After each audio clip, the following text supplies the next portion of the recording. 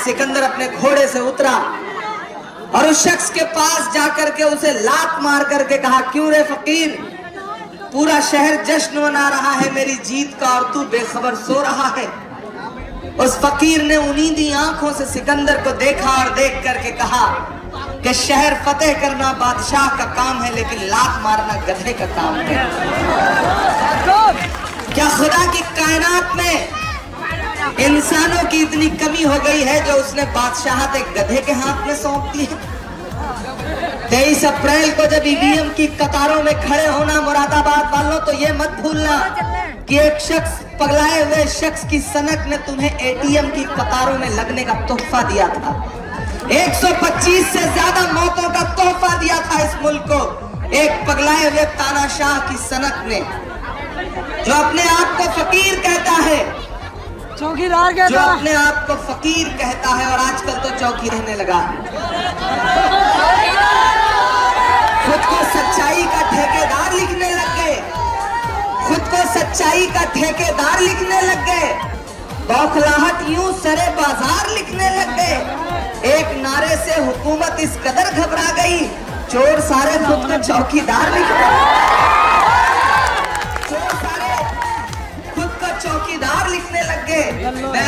मैं पिछले 4 साल 4.5 साल से उनसे कहता रहा हूँ, जो मुरादाबाद में पिछली बार लोकसभा के चुनाव में आए थे तो उन्होंने कहा था कि मैं तो फकीर हूँ, झोला उठा के चल दूंगा, यही बोले थे वो।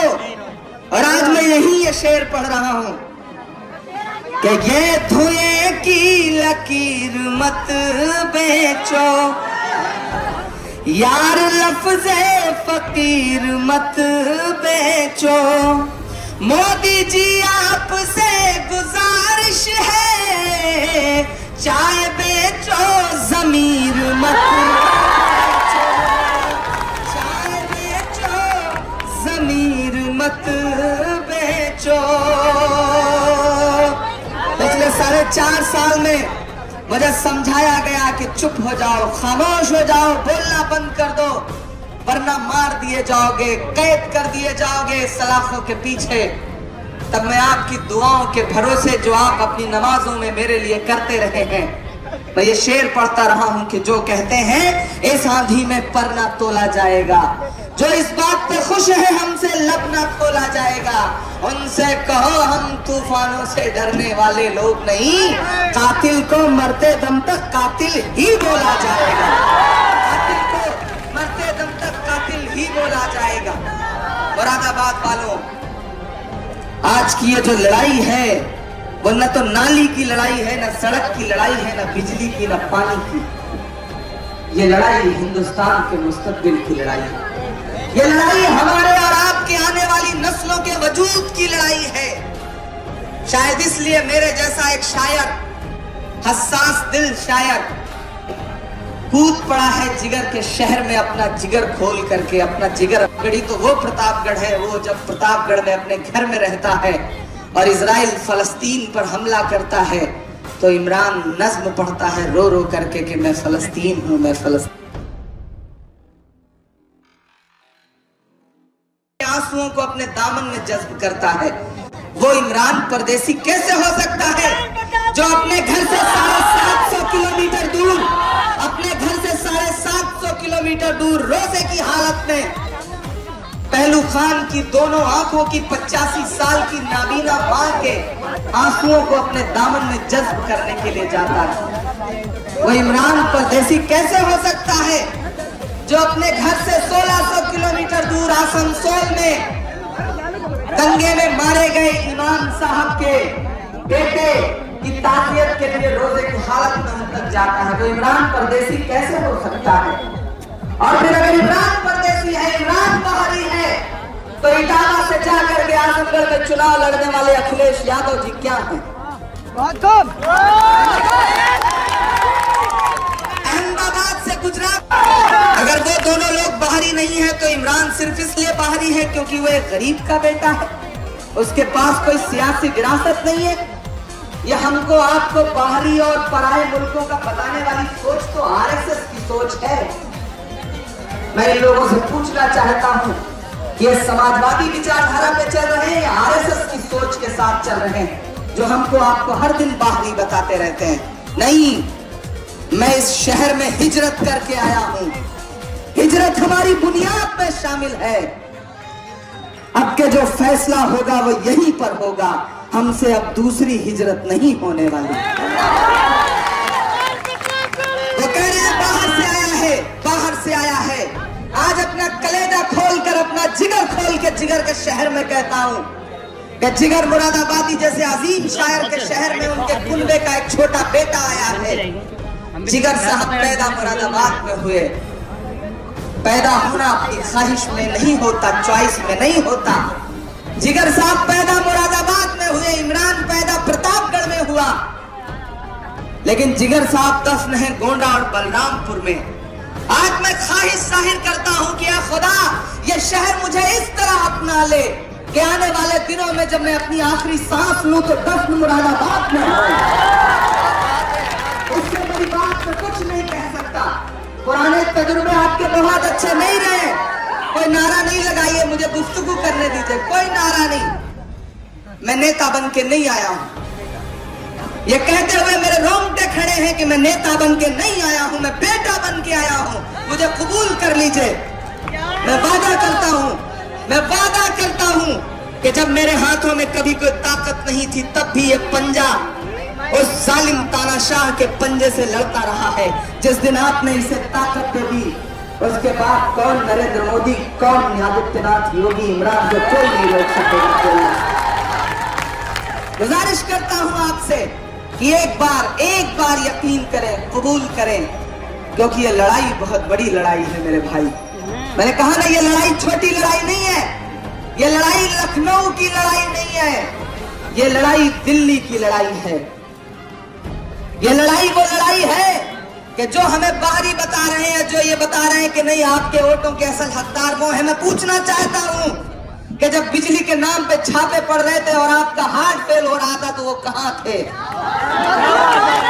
मैं पूछना चाहता हूं कि जब आपके खाने को लेकर के गोश्त की तलाशियां चल रही थी, आपकी दुकानों पे ताले लग रहे थे, तो वो लोग कहां थे? मुझे पता चला है कि बहुत सारे लोग तो सदमे में मर गए, शहर के मासूम भोले निर्दोष लोग। मैं आपसे वादा करता हूं कि आप मेरे हाथों में ताकत दीजिए, इंशाअल्लाह पार्लियामेंट में खड़ा होकर यह सवाल उठाऊंगा कि बिजली विभाग का कोई इंसान कैसे छापा मार करके अगर किसी के सदमे से मौत का जिम्मेदार बनता है तो उसमें मुकदमा चलना चाहिए। और अगर कोई ऐसा इंसान मरता है तो उसे मुआवजा मिलना चाहिए, सरकारी मुआवजा मिलना चाहिए। सबसे पहले उसकी आवाज बन के मैं बोलूंगा। कौन होते हैं वो लोग कि आप क्या खाएंगे, क्या पहनेंगे? कौन होते हैं वो लोग ये कहने वाले कि ईद मनाएंगे कि नहीं मनाएंगे? हम फूटी आंख उनको सुहाते भी नहीं हैं।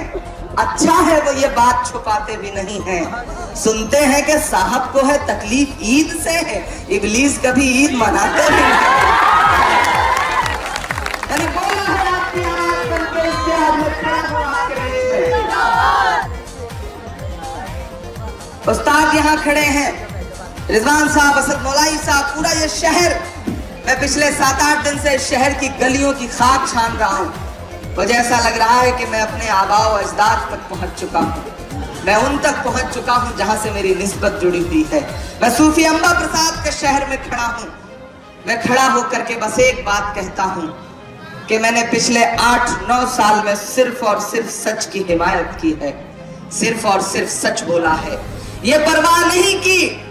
कभी कभी जब मैं घर लौट के 1 हफ्ते 2 हफ्ते 1 महीने बाद जाता हूं तो मेरी अम्मी मेरे बालों में तेल लगाते हुए मुझसे कहती हैं, कौन सा पागलपन का रोग अपना लिया है तुमने?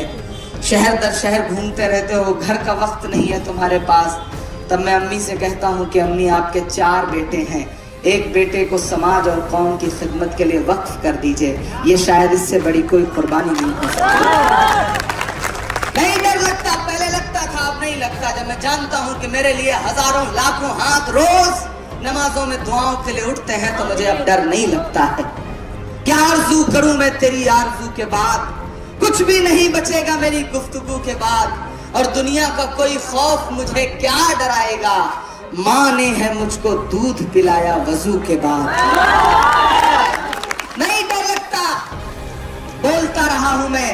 बिना ताकत के, बिना किसी कलम के, बिना किसी दस्तखत मुहर के आज आपसे दामन फैला के वही कलम, वही दस्तखत, वही सर्टिफिकेट मांगने आया हूं कि वो दे दीजिए। आपने वो दे दिया तो मेरे इस बहते हुए पसीने की कसम है मुझे, मेरी आंखों में उमड़ आते हुए आंसुओं की कसम है मुझे कि जब पार्लियामेंट में खड़ा होकर बोलूंगा तो मुरादाबाद के एक एक शख्स को फख्र होगा कि उसने एक ऐसे बेटे को चुना है जो डरता नहीं है, जो झुकता नहीं है, जो रुकता नहीं है। आने वाले हिंदुस्तान की लड़ाई बड़ी मुश्किल है। आपके अपने बीच के हो सकता है कुछ ऐसे लोग हों, मैं मानता हूं, मैं कद्र करता हूं, मेरे वालिद की तरह हैं, लेकिन मेरा टिकट पहले अनाउंस हुआ, मेरा टिकट पहले अनाउंस हुआ। मैं तो तसव्वुर कर रहा था, मैं तो उम्मीद कर रहा था कि मेरे वालिद की तरह हैं, वो कहेंगे कि एक मजबूत आवाज हमारे बीच में आई है, हम इसे सपोर्ट करते हैं और अपने आप को पीछे खींच लेते हैं। लेकिन नहीं साहब, कुछ ताकतें हैं जो नहीं चाहती कि आपकी बोलने वाली आवाजें पार्लियामेंट तक पहुंच सके। फिर वो उसके लिए बंटवारा करना शुरू करती हैं कि जितने भी वोट पड़ सके और बीजेपी को फायदा पहुंच सके। मेरे भाइयों, एक तरफ खड़े हो जाइए, मुत्तहिद हो जाइए, एकजुट हो जाइए। आप अगर एकजुट हो गए तो इस लड़ाई को हमारे आपके अलावा कोई नहीं जीत सकता। इंशाअल्लाह। एक नज़्म सुनाता हूं आपको, 23 अप्रैल तक मेरे साथ खड़े रहिए। मैं बेसरो सामान आपके शहर में आया हूं, मेरा दामन मेरे आंसुओं से तर है। मैं चाहता हूं इसमें आपकी दुआएं भर जाएं, झोली भर जाए और मैं शहर का होके रह जाऊं। ये मेरी ख्वाहिश है कि सब कहते हैं मैं लफ्जों के जादू लेकर निकला हूं, अंधियारों से लड़ने वाले जुगनू लेकर निकला हूं। सब कहते हैं मैं लफ्जों के जादू लेकर निकला हूँ, अंधियारों से लड़ने वाले जुगनू लेकर निकला हूँ।